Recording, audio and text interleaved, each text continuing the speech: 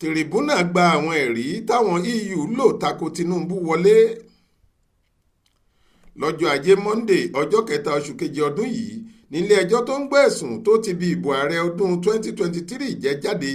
Presidential Election Petition Court PEPC gba àbájáde ìwádìí ìkẹyìn táwọn aṣojú àjọ ìṣọ̀kan Yúróòpù lórí ètò ìdìbò ààrẹ ilẹ̀ Nàìjíríà ìyẹn European Union Election Observers Mission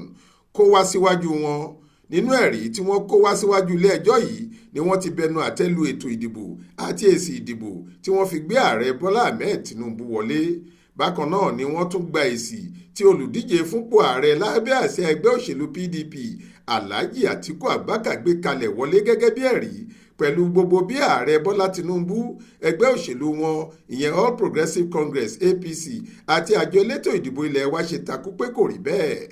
Ohun táwọn aṣojú EU sọ ni pé wọn kò ṣètò ìdìbò náà bó ṣe tó àti bó ṣe yẹ, bẹ́ẹ̀ ni kò wà níbàámu pẹ̀lú bó ṣe yẹ kí àjọ INEC ṣe é, pàápàá pẹ̀lú bí wọ́n ṣe ti kọ́kọ́ ní ètò ìdìbò ọdún 2023 yóò yàtọ̀ sí tàwọn tàtẹ̀yìnwá. Nínú ọ̀rọ̀ tiẹ̀, ẹlẹ́rìí tí olórí àwọn agbẹjọ́rò Àtíkù Chris Uche pè kó wá sọ̀rọ̀ ṣàlàyé pé kì í ṣe gbogbo èsì ìdìbò ààrẹ ni àjọ INEC gbé sórí afẹ́fẹ́ fáwọn èèyàn láti rí títí di ọjọ́ 1 oṣù kẹta ọdún yìí, àti pé ní gbogbo ìgbà náà pẹ̀lú bí èsì ìdìbò kò ṣe tí ì pè nílẹ̀ wọ́n ti sáré kéde aṣíwájú gẹ́gẹ́ bí ẹni tó jáwé olúborí.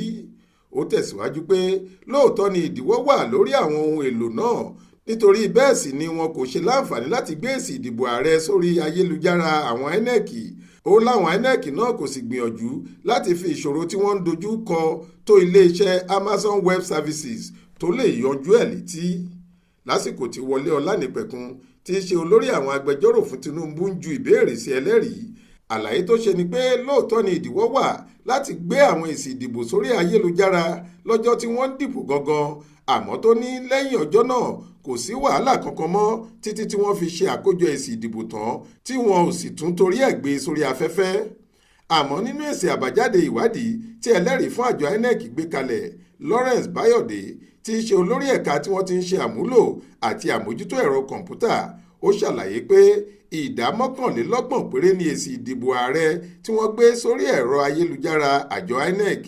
Ó tẹ̀síwájú pé àjọ náà kò ní ohun èlò tó jẹ mọ́ ẹ̀rọ tí wọ́n fi ń kó èsì ìdìbò jọ, nítorí bẹ́ẹ̀ sì làwọn kò ṣe ṣàmúlò ẹ̀rọ kankan tó jẹ́ ìwé àti báírò làwọn adarí ètò ìdìbò nípìnlẹ̀ kọ̀ọ̀kan lò. Pẹ̀lú bí ẹlẹ́rìí kan ṣe ti yọjú àti ìwé 4 tí wọ́n kó sílẹ̀ gẹ́gẹ́ bí ẹ̀rí, àjọ INEC ti parí pẹ̀lú ẹjọ́ tí wọ́n ń jẹ́ lọ́wọ́, èyí tí igbákejì ààrẹ tẹ́lẹ̀ tó tún jẹ́ òǹdùpò lẹ́gbẹ́ PDP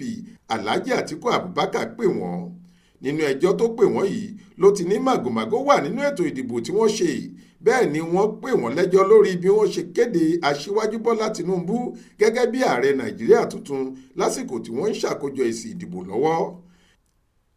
Monísọ́lá Sàká ló ṣàkójọ ìròyìn yìí fún iléeṣẹ́ tẹlifíṣàn Aláròye online. Faith Adébọ́lá ló kà á sétí ìgbọ́ yín.